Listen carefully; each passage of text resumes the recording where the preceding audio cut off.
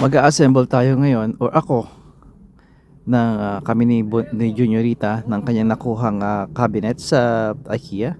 Nag-video ko noon, hindi ko alam kung i-share ko sa inyo. Pero ito yung mga gamit ko. Simple lang, ito yung set na na-cover ko na to sa Princess Auto noon. At ito yung aking old trusted, my very first power tools na impact wrench na impact driver na Milwaukee M12.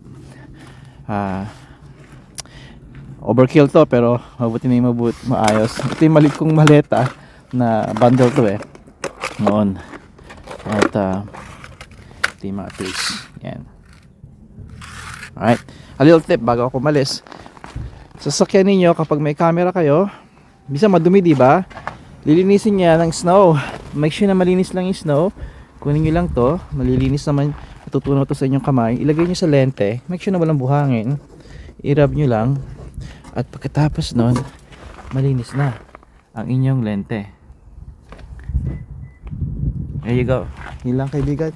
At hanggang sa muli, padaya. Si Mrs. T. Minus 12 nga pala, minus 20 nga pala ngayon. Feels like even colder, minus 20. Kaya bundle up.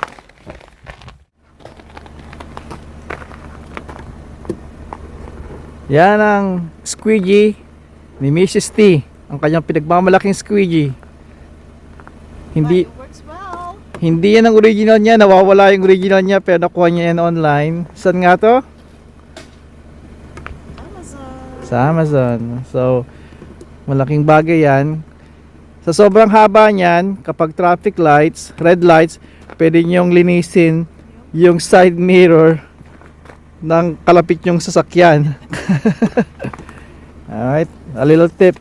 Kailangan nyo yan.